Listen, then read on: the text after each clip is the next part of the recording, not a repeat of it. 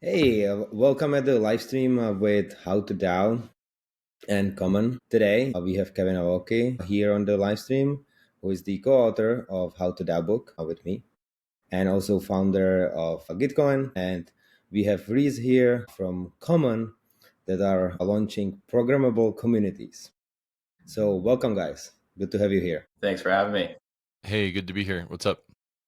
Nice. So just like little intro maybe from like How to DAO, and then I will give it to Reese to introduce Common. How to DAO, it's the guide for people to enter the new world of DAOs. We started with the book, which you can now pre-order at howtodao.xyz. And we are also doing courses and more education for people so they can really explore this new design space. And here we have a Common because there is a lot of synergies with Common as a kind of technology platform for DAOs. Reese, can you give us some intro what this Common is about?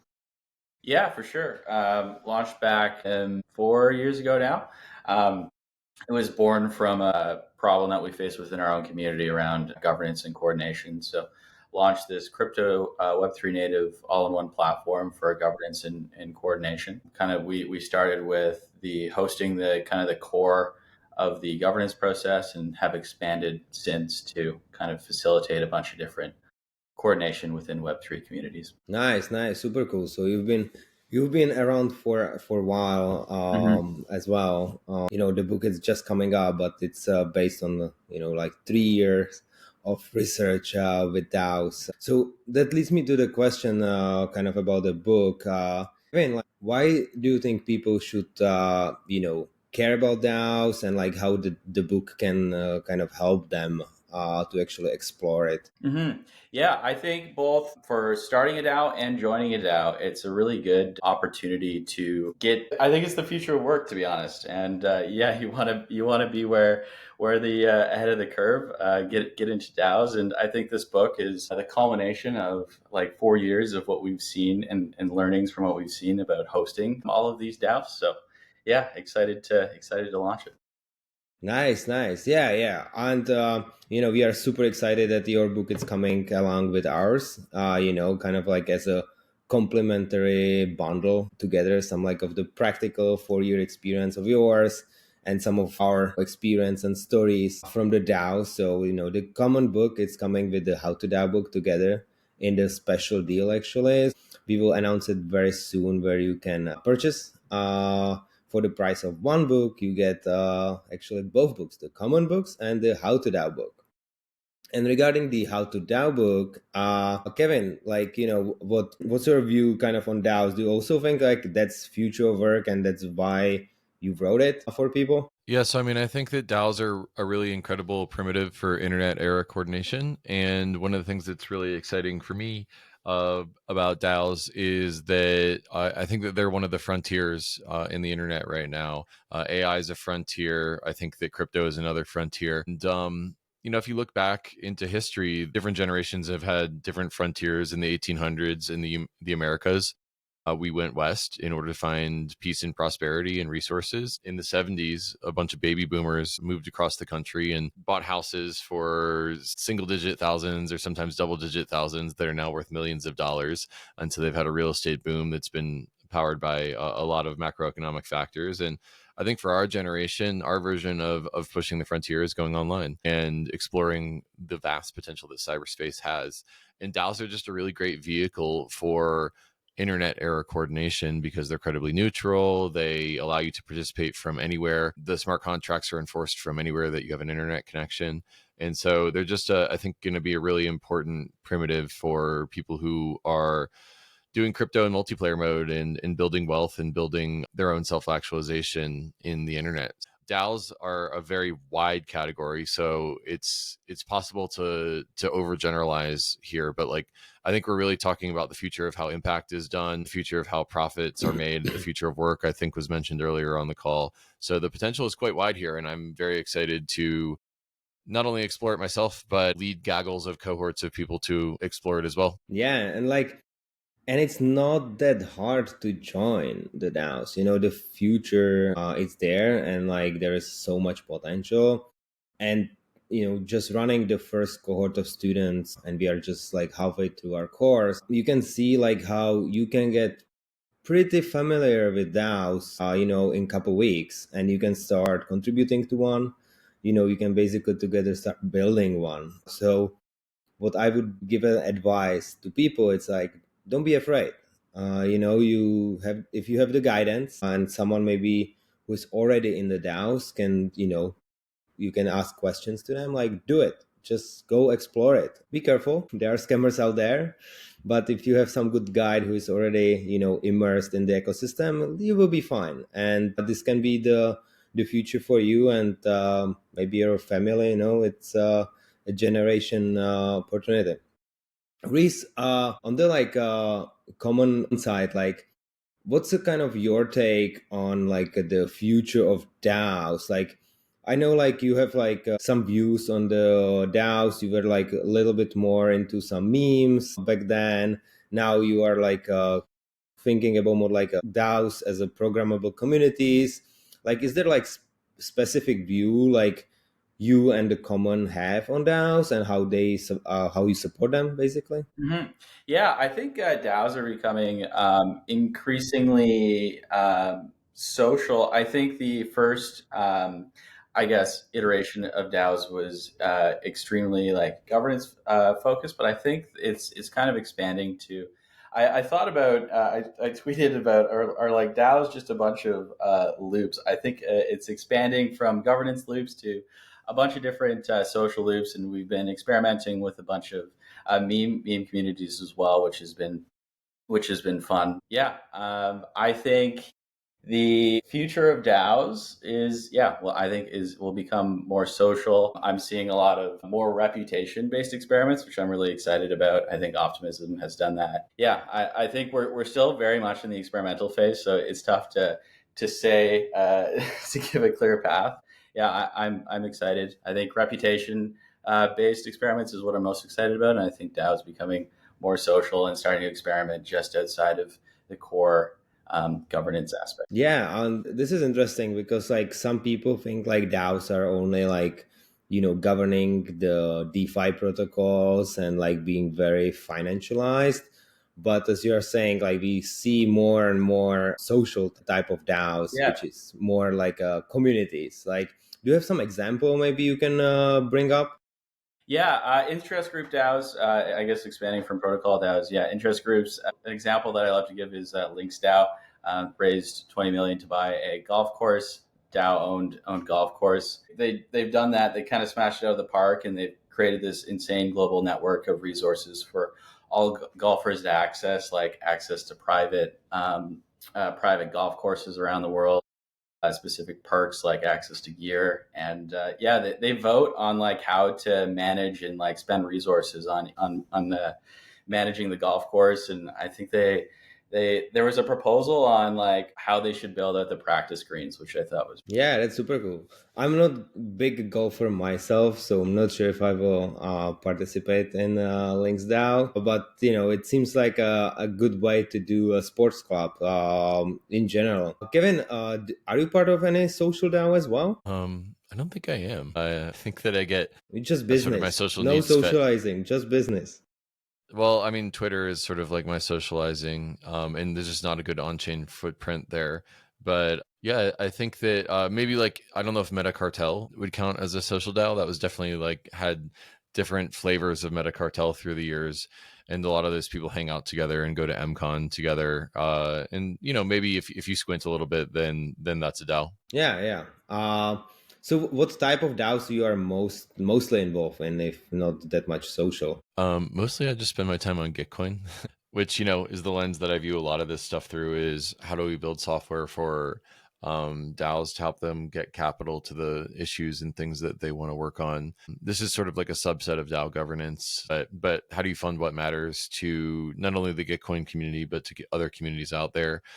And we sell Gitcoin grants to a bunch of different projects out there, and we use it ourselves. So that's like the primary, I guess, lens that I have into a bunch of other different DAOs is working with them as partners that are distributing capital to what matters in their communities. Yeah, no, and this is great. And I'm part of We Heart SF initiative, which is a kind of a non-profit initiative here in San Francisco, and it's a bunch of non-profits working together to solve different issues, and they are exploring the DAO space a lot. They actually are a DAO, and they have multiple sub DAOs for different kind of impact groups. I'm not sure, Reese, if you have some experience with that, but maybe I start with you. Like, do you think like nonprofits it's actually a good use case, like this kind of impact driven, like Gitcoin? Do you see on your platform also these type of DAOs kind of popping up? Yeah. I think specifically DAOs with a climate change mission, orienting around a climate change mission.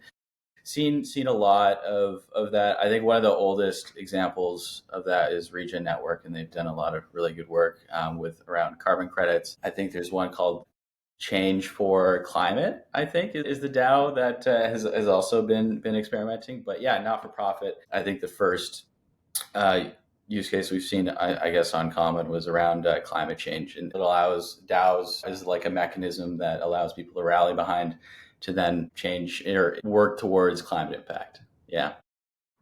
Yeah, it's actually there is a I think interesting narrative with kind of the global reach and the local impact kind of thing. Even like this is a question to you because like you are also part of I believe like the Boulder community, which like focus more on like local initiatives. Gitcoin it's inherently global.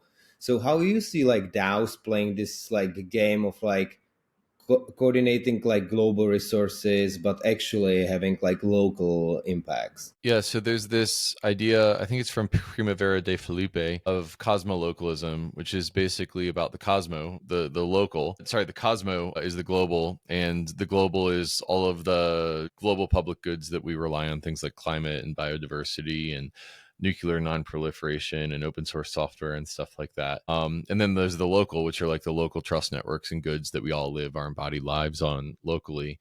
And one of the ideas of the cosmolocal movement is how might we reorient the relationship between the cosmo and the local to be more productive in the 21st century and in the 2020s. And basically what it is in some ways it's a reaction to Web3, but in other ways I think of it as a reaction to like the 90s era of globalization, where we hollowed out all of these manufacturing towns and put their jobs overseas. And I think that we're seeing a broader reactionary movement against that kind of globalism. And I would also say that like another thing I think it's a reaction to is the relationship between Silicon Valley and especially ad websites, like Facebook communities, basically going into these communities and spying on everyone and creating divisions because it's more profitable for their Silicon Valley investors.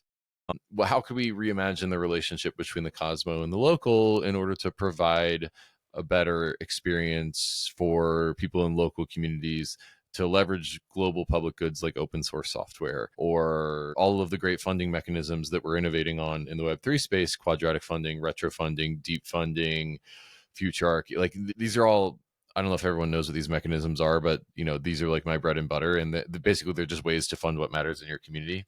What are the ways that we could deploy those in local communities and not just on DeFi projects? So I think cosmolocalism is like an interesting design space because there's this tension between the global and these local trust networks, and hopefully we'll find some really interesting local uses of crypto to help people fund what matters to them in the 21st.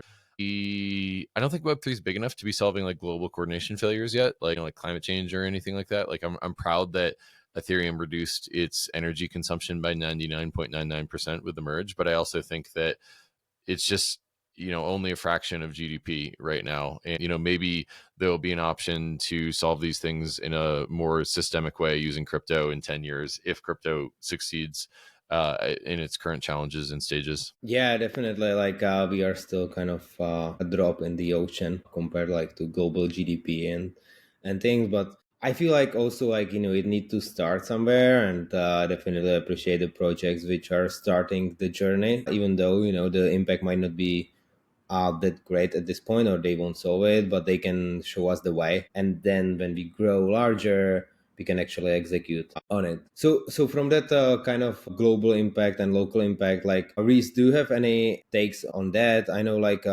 you're like now promoting like this kind of loops in the community, so reiterating on things. Like, is that something like you were thinking of, like, the global, maybe social or impact communities, but like then meeting like locally, type of stuff? Yeah. The loops is really just around creating virtuous cycles within Web3 communities. So an example is launching, engaging with people, and then enabling them to learn or earn. Yeah. So also governance is also an example of a virtuous cycle or a loop that we're trying to build to, I guess, supercharge that virtuous cycle. Also with community coordination and empowering contributors. Yeah, that's what we're focusing on when we talk about programmable communities and these loops that exist within DAOs. Yeah, building a product Excuse me. that supercharges these virtuous cycles that exist in Web3 communities. Yeah. So like we are talking about like the general kind of DAO use cases here, but like, is there something which like you are really excited about, especially like in 2025? Something we were not even aware back then, like when DAO started, 2022 or earlier, and now we are like, wow, this is actually a great use case for DAOs, or this is like where we can explore like the new design space. Maybe Kevin, starting with you, like, is there any type of DAOs you think like this is actually like the new cool thing happening? Mm-hmm. Let's Yeah, start with Reese now, and then continue to Kevin then. Sounds sure. great. Yeah, I'm excited about. I think when DAOs first came around, service DAOs wasn't didn't exist. I think that's kind of a newer thing. I think Vector DAO, for example. I think design is definitely my a hobby of mine. So definitely not getting into Vector DAO anytime soon if people are familiar with it. But I think service DAOs for, I guess, increasing accessibility into that specific field, like design, for example. I think that would be really cool, a DAO use case that I'm looking for too. I think that's kind of aligned with the DAO ethos of increasing accessibility to certain resources. But yeah, service DAOs and increasing the barrier to entry into industries, I think, is what I'm looking forward to, hoping to see in 2025. Yeah, definitely. We need some support for the ecosystem as such, and service DAOs can provide that. Kevin, like any other use case or type of DAOs you're really excited about in 2025? Yeah, I mean, maybe I'm just a trend follower, but I think that AI agents are really exciting right now. So, like this idea that you could train a swarm of AI agents on your material and your documentation and your thought leadership, and have them be like a thought partner for you, even have crypto wallets and like vote on decisions, I think is definitely a new frontier. And just to identify, not I started with a solution, but I should start with a problem. I work on Web3 public goods funding, and there's just a bunch of stuff that you got to know to work on that. Principal agent problems, free rider problems, Moloch traps, coordination failure. Like these are all game theoretic primitives that takes like 5 minutes each to understand. And so one of the problems that we have is that it's not just like simple to explain what we do. I think there's beauty and simplicity and elegance all together when you work on something simple. But one of the things I like about the AI agents is that you can bring people along a little bit easier with conversational AI agents that can explain things to you and be your thought partner. And so we're sort of working on a few things here, and I have nothing to unveil at this point, but I just think it's a new frontier, and it's kind of cool to think about how crypto and AI align. Well, AI is definitely a big thing, and I think Kevin, you will be also doing a podcast with AI 16. Yep, recording it later today, and hopefully we'll drop it tomorrow. Should be fun. Nice. So some alpha here. You should look for the greenpill.network and podcast. It will be dropped tomorrow. What will be dropped today will be the intro podcast session for How to DAO.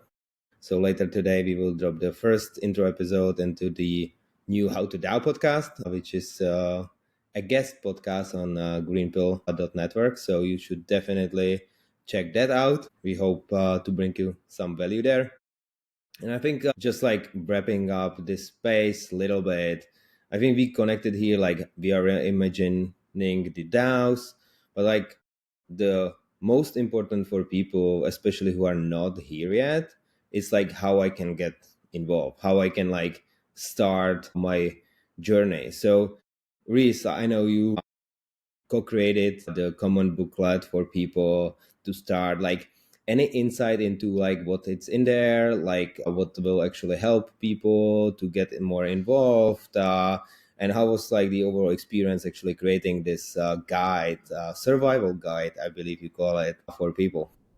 Yeah, yeah. In the book, it's helping you identify what DAOs that you really care about. It's one thing to want to get involved with DAOs, but I think it's really important to actually deeply care and resonate with the DAO mission before going ahead and contributing. So starting with that, and then looking at really stepping back and starting with how to launch and grow a DAO, and then in part one, and then in part two, talking building off of that and looking at that from the perspective of a contributor, somebody wanting to come in and helping grow and achieve the DAO's mission. And best practices, as well as like easy ways, just like one-off ways as well to get started on how to add value to the DAO. Nice, nice. And I believe like you use actually the same framework we are using for our courses, the Moloch DAO framework, the DAO house in it. Is that correct? No, no, I don't believe so. We're kind of very general. I thought you told me you will use it, but maybe you changed your mind. Maybe, yeah. Okay. Well, that's one survival guide, but you can get another guide. Kevin, like, what do you think should be the first step for people, apart from getting the How to DAO book, to kind of join the DAOs, and any insight you can give them from the book itself, like they should be really excited about? Yeah, well, I mean, I think the first step is obviously to order the book at howtodao.xyz. And, I think that there's a certain amount of just understanding the philosophy of the space and why the software matters that you'll get out of the book. But book learning will only get you so far. And I like to tell people get involved and actually play with the tools that people are using, and don't risk more money than you can afford to lose. Do your own research, et cetera, et cetera. And I think that from there, you can start to dip your toes in and to start to do things like make a multi-sig with some of your friends and vote on, purchase some governance tokens or acquire some governance tokens somehow and vote on different proposals. Those are the sort of the basic things that I would recommend that people do as they're getting into the DAO space. And then make sure to join the How to DAO digital community. We're going to have cohorts where we onboard people into using various tools in the space. So a mix of book knowledge and empirical knowledge, I think, are the best way to explore the space. Yeah, thank you for that. And like, just to add to it, like the book is full of success stories but also failures, so you can really learn what other people already explored, so you don't need to make the same mistakes. You can just kind of follow the same success path to get you ahead. So reading this book, it might take you a couple days. I think it's like 280 pages, so a long weekend should be enough, but then you might be years ahead in your journey in DAOs. And that's what we hope for. So the last thing is, starting with you, where people should go to learn more about Common, where they should follow you or anyone else from the team. Yeah, floor is yours. Yeah. Where to go to learn more about Common? Definitely go on our website at common.xyz and look at all the DAOs that are using our platform. I honestly think there's a DAO for everybody. So yeah, check it out. As for me, and my Twitter handle is rhreese, RHYS, spelling Reese. It's weird, but yeah. Cool. And Reese is also founder of Beer DAO. So if you like beer, you should hit DM Reese and he might drop you some beer token. I am. Yes. So that's another social DAO, very successful. People love it, especially from Czech Republic, where I am from. Like, people just love beer, so beer DAO is just the way to go. Kevin, what about you? Where they should go to learn more about you, how to DAO, and where they should follow you? Well, it's possible that you already follow me since I'm streaming this out through my Twitter. Thank you to Punkar for figuring out how to do that.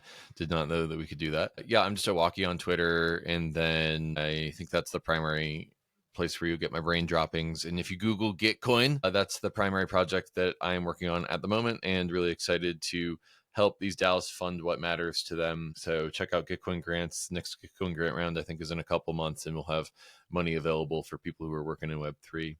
Also, check out the book at howtodao.xyz. If you give it a pre-order today, that helps support the project and also supports bringing DAOs into the mainstream, which is kind of what we're trying to Trojan horse in by doing this campaign. Thanks for having me. This was fun.